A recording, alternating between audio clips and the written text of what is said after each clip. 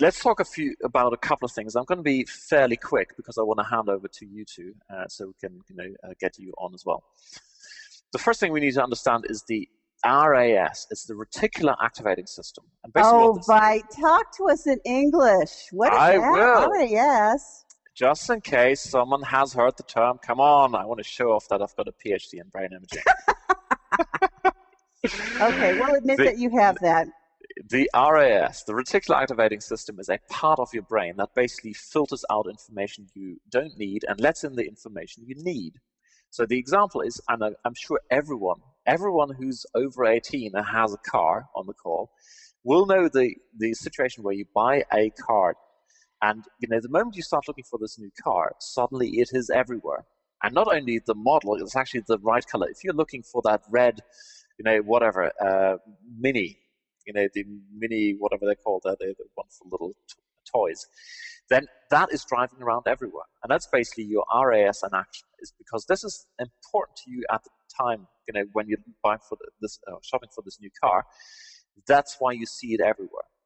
And if I were to ask you, well, did you see any red Polos or red, any other car? No, you won't have seen them because they're not important to you. I've got babies here because in action, I've seen this in my own life. The first time my wife was pregnant with our first son, suddenly there were pregnant women everywhere. They hadn't existed beforehand. It was just not on my radar. And then once, baby Finn was born and he was out in a pram, suddenly there were prams everywhere. Before that, you just, go around them and suddenly, oh, there they are. And you start looking into them and go, oh, look, isn't that a cute baby? And of course, the other example is Donald Trump. If you were to walk through downtown New York, or downtown Manhattan with Donald Trump, most of us would go, oh, look at this, there's cats, or there's a show, or, there's a camera shop. Donald Trump looks at the whole situation from a very, very different perspective. He looks at it from the perspective of, hey, look, he has an opportunity to open a restaurant. He has an opportunity to open a hotel. He has an opportunity to open a casino, all that kind of thing. So the question is, how does the RAS fit in with this whole thing? And it's basically, once again, sort of taken in the lemon squeeze moment, where you can't tell the difference between real and imaginary, when you start having these glorified success fantasies. Or basically, a sales letter comes along and tells you, well, here's this wonderful piece of new technology. You do 13 clicks, and it's a blind sales letter. It doesn't really tell you what it is, and in the end, it turns out it's just Facebook advertising. But there you go. Not that I've got an issue with any of these ClickBank launches, but they paint pleasing pictures, okay? But they're really not telling you where. And the big issue is this here. Let me see if I've got that as the next point. Yes. It is basically when your reticular activating system is unfocused, it is focused on making money in any way, shape, or form possible, then you've got effectively opportunity seeking. Because everything that comes along that in some sense says you can make money with this will appear as the right thing to do. Your brain is now focused on any opportunity for making money. So any opportunity that comes along is a valid thing. Your RAS says, this is important information, you need to go and check it out. Okay, this is fundamental. This is really, really, really important. Because in my coaching practice, the vast majority of people, when I ask them in the beginning, what do you want to do? They go, I want to make some money online. And any technique you see, any course you see out there, pretty much any, apart from like a tiny percentage, if you were to apply it diligently, would help you make money. And your brain goes, this is awesome. I need to go check it out. And the better the sales letter, the higher the more intense the glorified success fantasies, and the more you're likely to go and buy that course. So the big message of this slide here is that in order to be able to follow one course until successful, once again, it has nothing to do with willpower. It has nothing to do with self-discipline, with focus, any of these. Well, it has to do with focus.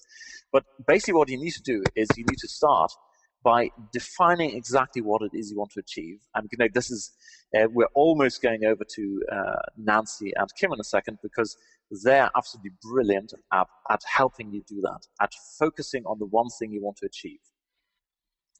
So, which basically brings up the big question, Kim and I argue about all the time, the secret. Now, is it good or bad? Because the secret, what they said initially was, well, all you need to do is put your intentions out there. You tell the universe what you want, and you will get. And, my take on this whole thing is, yeah, except you're missing one vital component, is you need to be able and prepared for, once that opportunity comes along, to actually go and take action.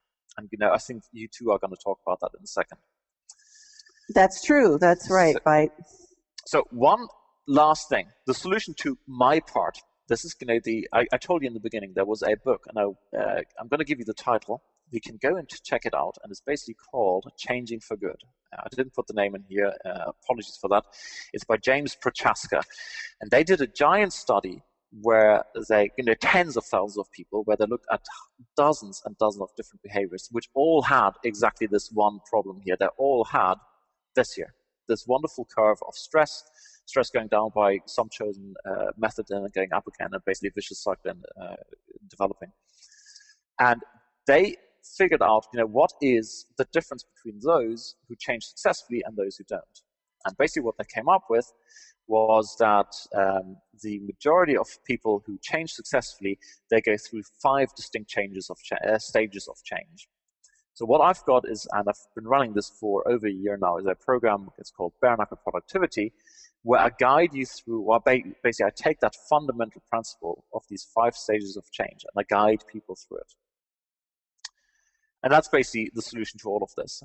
You will start in the first stage with simply developing an acute, almost pain in the backside, and go, right, I've had enough with the current state of affairs, and I'm ready to move forward. And then in the next stage, you develop an awareness of where you are and where you want to get to and what the obstacles might be.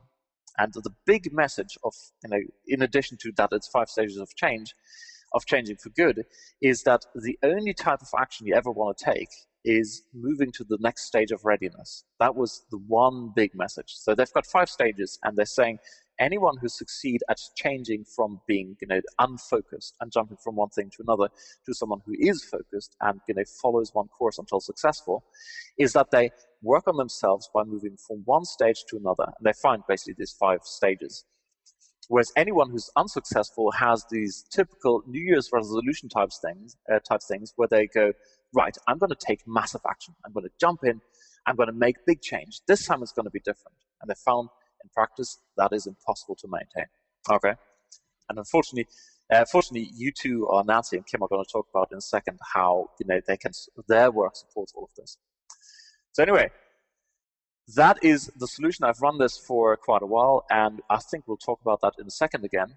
The next thing I'm going to show you is for anyone who would like, and can check this out later on at the end of the call, I'm going to show you the link again.